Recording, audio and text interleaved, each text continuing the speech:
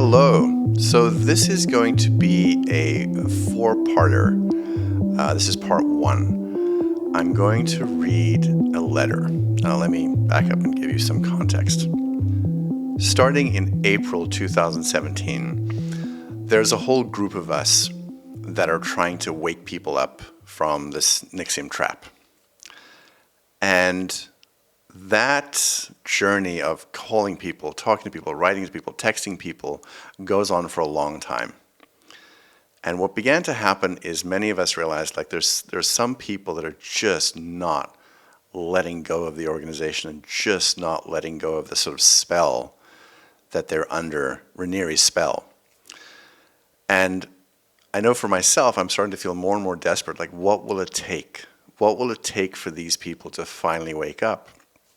And so in March 2018, this is sometime after the New York Times has come out and the Inside has put out all these, letters and messages and like, we don't know what this is a campaign against us, et cetera, et cetera. And so I make the decision in February that I'm going to write a letter to my friends on the Inside. Now, there's been a substantial smear campaign that started in October 2017 against us. And I know this. And I know that it's not going to be easy to get through to them. And I feel like I can't just, call each person individually. And also because I had no idea, who was a flying monkey that was going to, turn me in some way. Because I knew they were after us in a whole bunch of different ways, which I'll talk about during this four-parter. So I begin writing this letter to the Inside. It's going to be this sort of, grand opus thing that I'm thinking is going to wake them all up, And understand, these are people I really, really care deeply about. So in March 2018, I have the letter ready. And I'm starting to have a sense that the FBI is closing in on Raniere. And I'm thinking, I have to get through to my friends before they get caught up in all the criminal shit. And I have to get them to separate themselves from him. And so I write this letter, and it's a long letter. I have no idea how long it's going to be. It's a long letter. That's why I'm doing it in 4 parts. And what I do is I decided to send it to just a few people that were friends of mine, but not the higher ranks, just the lower ranks. And the reason was there was a whole system in ESP / NXIVM that a reporting system. There were reporting systems in Jeunesse, in SOP, in the coaching system. Like if anybody got message, they would pass that message up through their ranking system all the way to the top, which meant up to the proctors, senior proctors, counselors, Nancy Salzman, Keith Raniere. And so I had to give them time to read it before they put the kibosh on it.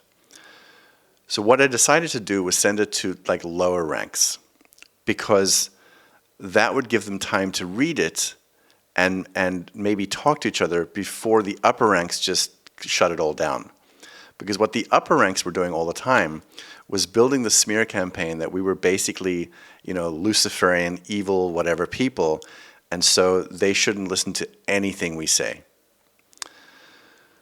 So, this is the letter. This was my final attempt to try and wake my friends up, because I knew shit was going to go south for a whole bunch of them. So I sent this letter on Saturday, March the 10th, 2018. And I'm going to read it to you now. Wow, this is emotional. Dear friends, yes, I still think of you that way. That is why I'm writing this note to you. This is only being sent to a select few who I care about very deeply. Now that wasn't entirely true. There were others I cared about very deeply, but they were high-ranking, and I couldn't afford to send it to them. The title of the next section is Grab a Glass of Wine. This may be a lengthy diatribe, so grab a glass of wine, settle back, and take a journey with me. I have thought many times of writing this letter. There are things I feel compelled to share. Thus far, I have said 0.1% publicly of what I could say. What follows is 0.5%. I currently have no plans to make this public or share this with media. It is for the select few. And I didn't share with media. In fact, some media outlets got a hold of the letter, and I asked them not to publish it, and they didn't, which was actually amazing. I was really quite surprised. The FBI had that letter within a day. They called me up and said, "So, this grab a glass of wine letter." I'm like, "Jesus, you guys had that?" You know, "Of course we have it. We're the FBI." I'm like, "Yeah, right." The next section is called an unspoken credo. Information is contained and kept from you through a decades-long campaign of siloism. Secrecy is an unspoken credo, and very few have the whole picture. If you had more of the picture, you might begin understanding what is going on. I have now spoken to over 20 women who were Keith Raniere's lovers/slaves, and something very interesting has happened.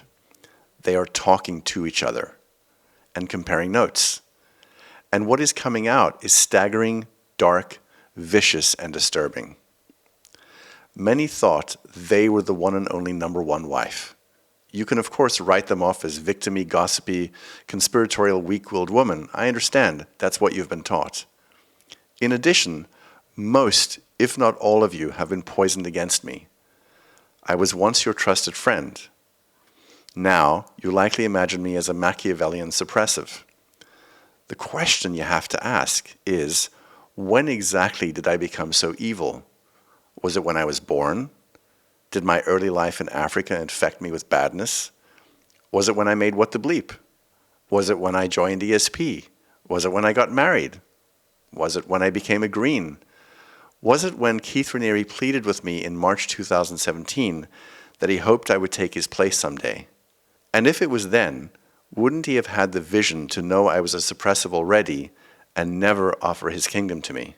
Or was it when I decided I could not stand for an organization that refused to look at its mistakes and problems, and when I was morally abhorred at what I uncovered? Now, let's go back for a second to that thing about offering the kingdom. He did do that in March 2017. He had a sense, I believe, that he was losing me.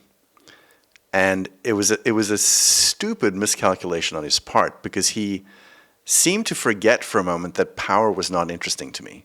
And so he said to me basically, "Look, I always thought that you would take over for me someday." And in my mind I was thinking, why the fuck would you think that? I have no interest in that whatsoever. And I guess he must have forgot. I think he got desperate, and I think he got afraid. I just didn't quite understand at that point what I was looking at back in March 2017, but it was a miscalculation on his part. The next section is called the Illuminati. Speaking of evil, a quick piece of news. When I was on the inside, I asked Keith Raniere why, over the years, there was so much bad sentiment and bad press against him. He assured me the forces pitted against him went to the highest levels of government and beyond.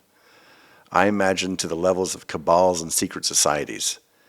His enemies were funded in the billions of dollars because he was such a profound threat to unethical institutions in the world. Sort of Illuminati conspiracy territory. He also assured me many who left, including journalists, were paid vast amounts of money to say negative things about him. I believed him, and I trusted him. So, my news is, I've been out for about 8 months now, and the Illuminati have yet to approach me and shower me with currency. I've had no significant bank deposits in my bank from these supposed secret societies, and from what I can tell, those that have left have received no such Illuminati deposits either. Also, I have found no evidence of a worldwide conspiracy against Keith Raniere. Most people have no idea who he is, which leaves me with a resounding conclusion. It was all a made-up, paranoid fantasy. While I was on the inside of the bubble, I was convinced, like you, that every negative thing ever said was part of a suppressive conspiracy, and it was all made-up lies. The Frank Report, for instance, was unadulterated, vicious untruths. Now I believe 90% of what is on the Frank Report is actually true. Salacious, but true. You see, Keith Raniere taught me a wonderful concept called Occam's razor. Now, this is interesting because during the writing of the screenplay for Carbon Crimes, which is referenced to some degree in the Vow Part 1, he was trying to teach me to be a scientist. And so Occam's razor was this concept that he put forward that many of you that have studied this know exactly what it is. But basically, it's a principle from philosophy. Suppose there exists two explanations for an occurrence. In this case, the simpler one is usually better. Another way of saying it is that the more assumptions you have to make, the more unlikely an explanation is. So, I continue the letter. So along these lines, these many, many people that have lodged complaints about your Lord and Master over some 30 years, is it part of a well-organized, well-oiled, well-executed, well-financed, genius Mossad NSA-level conspiracy against him, which requires hundreds of moving, synchronized parts of staggering complexity? Or has he done a bunch of bad shit to people and they're holding him accountable? Which one is simpler and requires fewer complexities and assumptions? The next section was called Pam's Death. Now, Pam was Pam Kafritz, and I could write volumes about her. So, Pam's death. Back to the information being kept from you. Some of you may remember when Pam died. It was November 7th, 2016. That information was kept secret from most of the organization for 3 weeks until November 28th, 2016. A veil of secrecy and silence was imposed on the land. I remember suggesting to leadership we make plans with the community to pick a date for a memorial, to give them ample time to get there out of respect for their time and family plans. As many people lived very far from the bustling metropolis of Albany, I was sarcastic a lot. I brought it up with the executive board. I was summarily shut down. Vanguard would decide to release the information when he deemed fit. That was from Claire Bronfman, by the way. So we all waited, and things got weirder and weirder. It was the strangest experience for some. They knew something was going on, but the upper ranks were mute. It was beyond peculiar. Even the upper ranks were perturbed. And let me tell you, it was so odd to me. Like, she died. Okay, tell people. But we had to keep quiet, and I wasn't clear why. Now, there's a lot of information about Pam's death that I might share at some point. There were very, very odd things going on where I think that her body was sort of smuggled out of the hospital, and put in a pickup truck with a bunch of ice. And it's a lot of weird shit that happened. That's for another day. Anyway, I digress, and now I continue. Then suddenly, the memorial was announced, and panic set in as everyone tried to get people to fly last minute from all over the world to attend. When the event did happen, it was again very, very strange. Remember that odd silence? That's been happening again for the last 6 months. There's an odd silence, punctuated with stories that don't entirely make sense to some of you. Some of you have the feeling you're being lied to, and the story keeps changing. Mark Vicente is on sabbatical. That was a true story, they said. No, wait, he's a Luciferian. Or DOS doesn't exist. Okay, it does exist. Okay, but Keith Raniere didn't know about it. Okay, but Sarah Edmondson rebranded herself to make it look worse. Really? Oh wait, no, it was photoshopped by the New York Times. These were all the stupid fucking stories that were being circulated from, I think, the upper ranks to the whole organization. And if you ask too many questions, you will be silenced. You will be shown that your need for information is an attachment and part of your issue. Just know one thing. You are always wrong. The leadership is always right. And that was always the case. The next section is sudden disappearance, ? Some have said I suddenly disappeared, that I didn't use the proper channels to bring my concerns forward. I spent 12 years in this organization. I loved what I believed the organization was, and I tried to make it the best it could be. There was nothing sudden about my departure. I spent years bringing my concerns forward. In 2012, I challenged Keith Raniere on the reported rape allegations. His response? They're all lying. Every single one. But I trusted him, and consequently backed down. In 2015, I challenged Keith Raniere on what he was doing with all the skinny women. Why were they malnourished and gaunt and haunted? I posited to him, making skinniness a prerequisite for psychological or spiritual purity, advancement, played into women's worst fears about body image and would be disastrous to their bodies and their psychics. Don't women have enough problems with anorexia and bulimia? FYI, some ranking DOS members were bulimic when I left. These concerns and questions were received with word salad. And then I said, read my blog starting on episode 1 to understand word salad. Episode 1 and 2 below. I'll link that in the show notes. But this was a blog that I began writing right before the New York Times article came out. And I was sort of leaving breadcrumbs for people who were curious. Because what was happening is there was a campaign, besides the smear campaign, there was this surveillance campaign going on as well, where they were watching us very, very carefully. They were watching our social media. They were watching every single thing they could. And they were sending in people that we cared about to talk to us, to get information from us. They were sending in essence, double agents, people that were working for them, pretending that they were on our side and getting information from us. But the thing is, at that point, we were pretty savvy. And you could hear it because the way a double agent like that talked is they still did the psychobabble. So we knew they were still, fucked up with cult language. So I'll link the episodes in the show notes, but know that this was my attempt to leave breadcrumbs. And it did help a great many people. So I continue. You think I didn't raise concerns? I raised them again and again and again. I was a thorn in the side of the inner circle. Below are excerpts from a letter I wrote to the executive board, Keith Raniere and Nancy Salzman, on January 5th, 2016. Now, this is such an interesting letter because, and I'll go into it in maybe another episode, but what happened is in December 2015, I went with Bonnie to the Star Wars movie Force Awakens. I went to the opening. It was a massive opening. I mean, the red carpet was massive. And we were both blown away at the size of this thing. And there were some things that occurred during that screening. The huge red carpet, really big deal. And then once we went into the screening, and I don't remember it was the Dolby. It was the Dolby Theater on Hollywood Boulevard. And I remember going in, and before the movie screened, J.J. Abrams was there, George Lucas was there, Steven Spielberg was there. And by the way, I got to meet them all, which was incredible. And the way they all spoke about each other with such admiration, I was so moved. And I had this moment where I thought to myself, in ESP, they keep saying, we're the most humanitarian organization in the world. We know how to give tribute better than anyone else. And I was sitting there thinking, that's bullshit. These people are incredible. And something cracked in me. I think cracked in both Bonnie and I.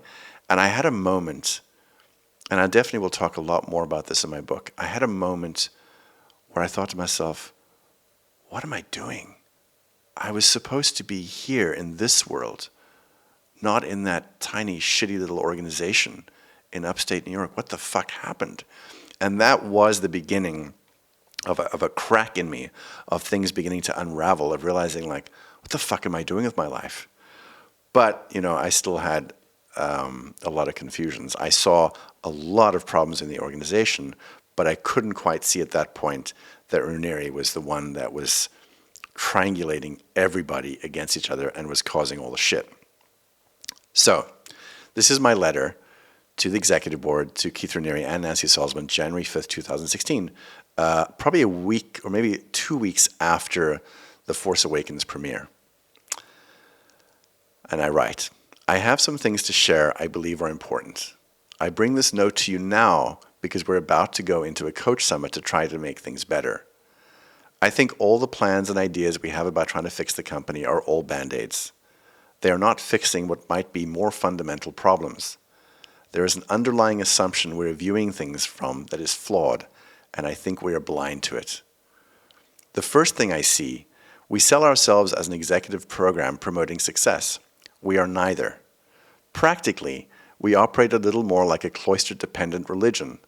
We're operating on a foundation that has been marred by socialism, mysticism, dependency, punishment, protection of the incapable, fear, etc.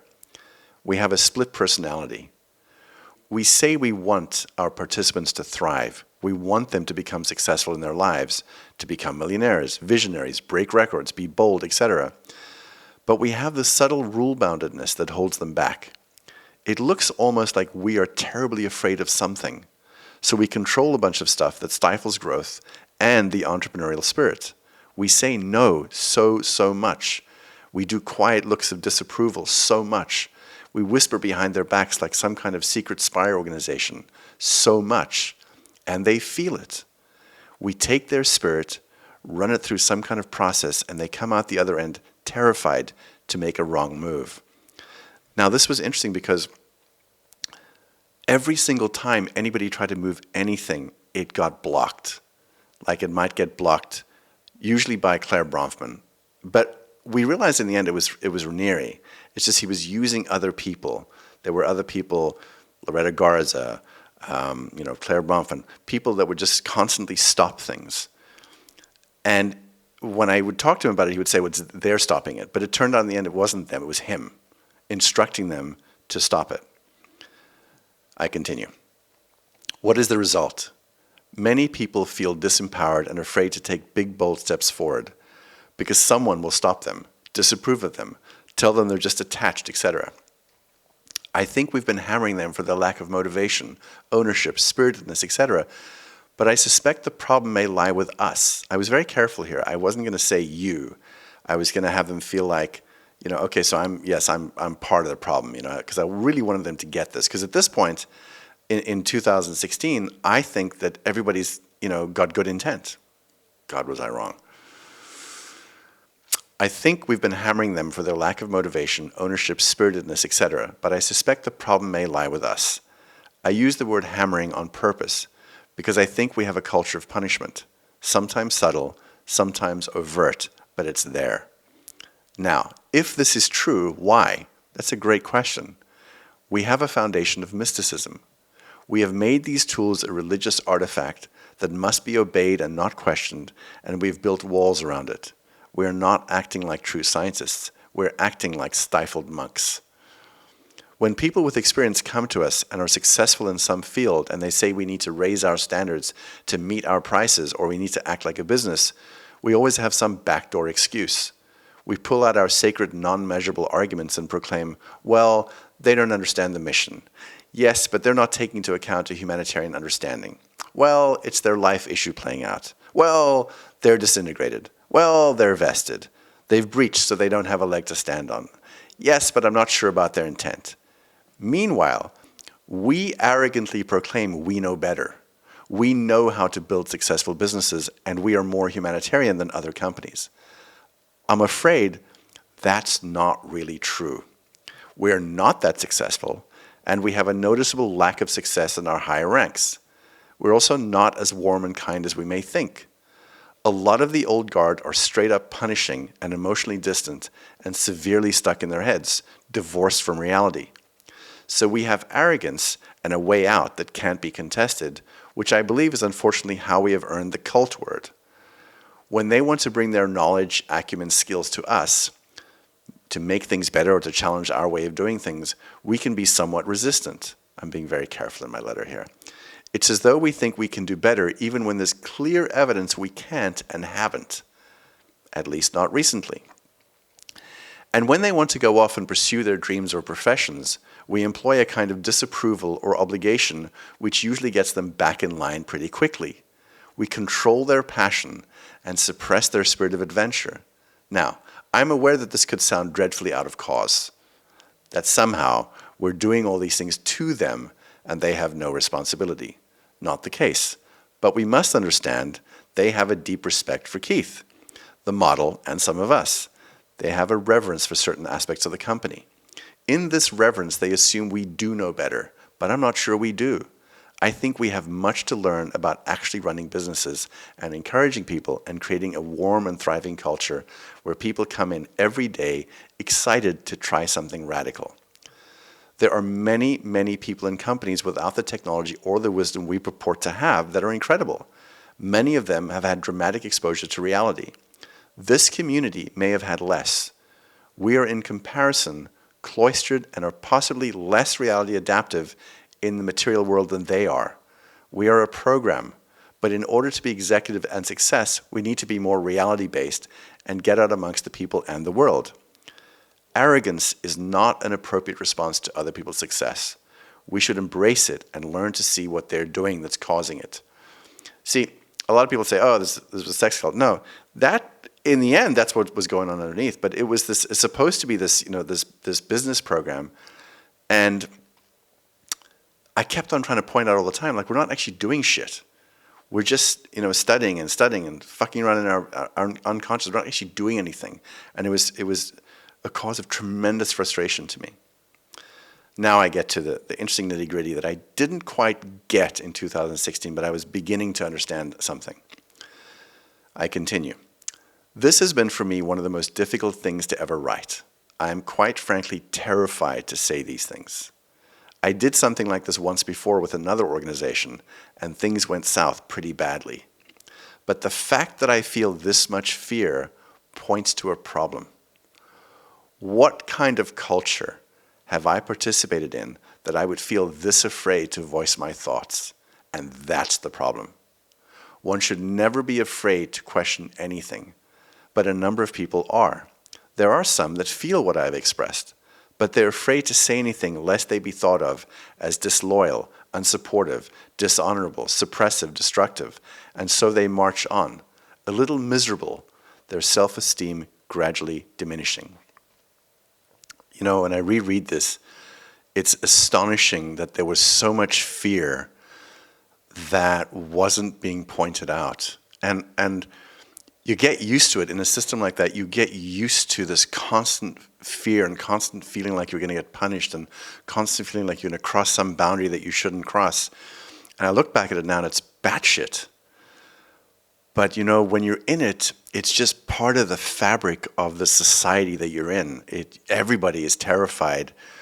And the thing is, inside a cult, nobody realizes they're terrified. Until the moment, where people start waking up, they think, something's not right, something's not right. Okay, I continue. This leads me to the second thing. We have a process problem.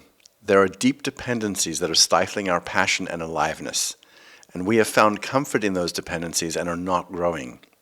Keith has been turned into an oracle. He is spoken about in hushed tones and used as a tool of persuasion. Have you asked Keith?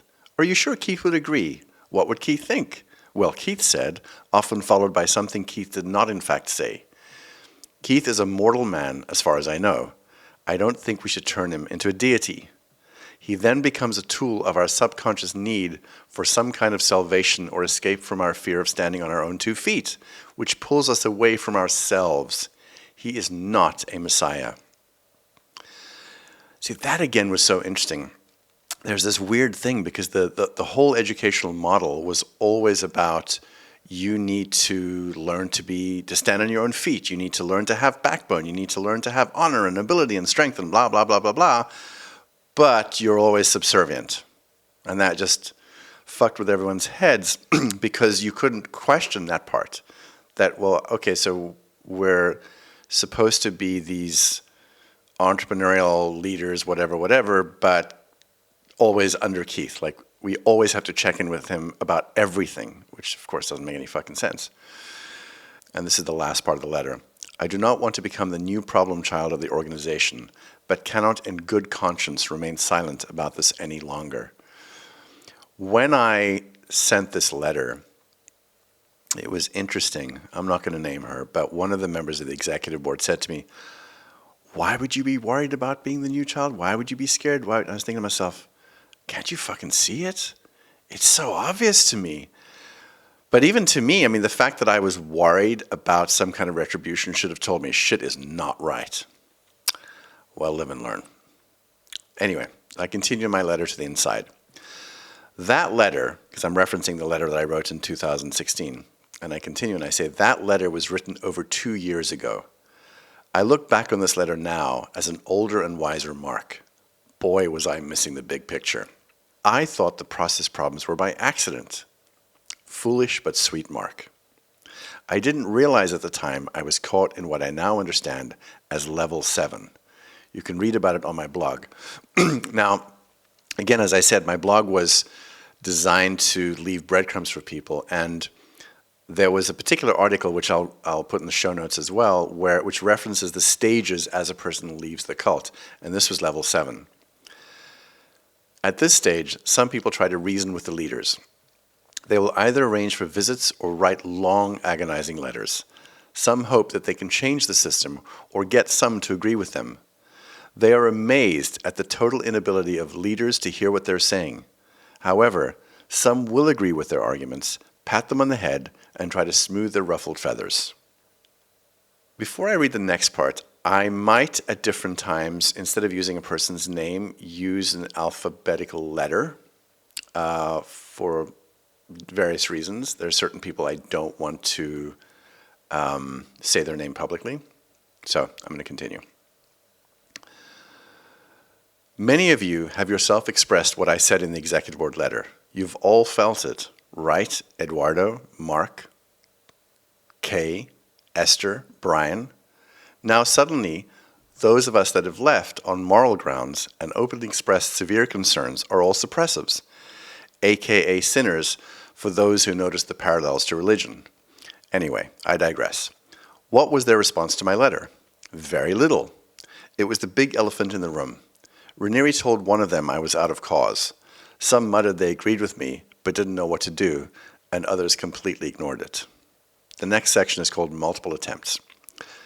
January, February, March, and April of 2017 were filled with attempts of mine to investigate what would finally be revealed as DOS, challenging Keith Raniere and Lauren Salzman about what was going on with secret, lifelong, notarized vows made to Keith Raniere involving relinquishing children and all possessions should the girl/woman ever leave him. Starvation diets, which one woman who left years ago told me so he could get it up. She explained even a modicum of fat turned him off. Slave-master BDSM type relationships. By the way, study master-slave relationships in BDSM. You'll be astonished at the parallels. Girls scattering with fear after being hit on by Keith Raniere, and eyewitness accounts of DOS masters attempting to pimp for him. And finally, the increasingly vacant looks I perceived in the eyes of many of the upper-ranking women and young nubile girls of DOS. Some, but not all about DOS, has been reported in the media. There is more. Some of the so-called sorority knows what the more is, as do a few others. See, at this point, a lot had not yet come out that came out in the government filings. I knew a substantial amount of it, but not as much as would eventually come out in trial. Interestingly, it just so happens that in April 2017, I was working with CAST, the Coalition to Abolish Slavery and Trafficking in Los Angeles. They work with an LAPD task force comprised of LAPD, FBI, and Homeland Security. I spoke to a member of the task force about what I understood of DOS. Back then, I presented them with a hypothetical story that matched DOS without using names and locations. When they gave me their appraisal, I was stunned, disgusted, and disturbed.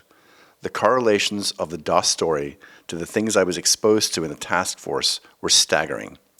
Most of you all think it's perfectly normal.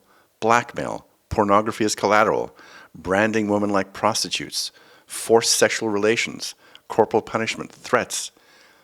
You think it's perfectly ethical and must be for some good reason beyond your comprehension. The blasé attitude some have, I describe as the horror of normalization. Now, in present-day 2018, I hear the DOS masters saying it's all a misunderstanding. If that were really true, Keith Raniere and Lauren Salzman had the opportunity to tell me everything back then, way before the shit hit the fan. But my inquiries were met with evasion and what appeared to be performed innocence. I stood on the stairs outside 21 Oregon Trail with Keith Raniere, telling him I was worried that whatever he was doing with these girls was going to blow up the entire company. I recollect, he looked confidently at me and said something to the effect of, "I don't think it'll blow up. Perhaps other things, but not this." Thing is, I could see the train wreck coming.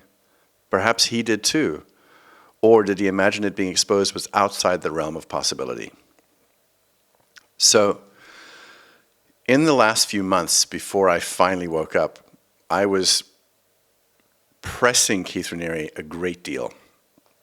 I was taking walks with him and trying to understand what the hell was going on, and he was constantly evading the point of what I was saying.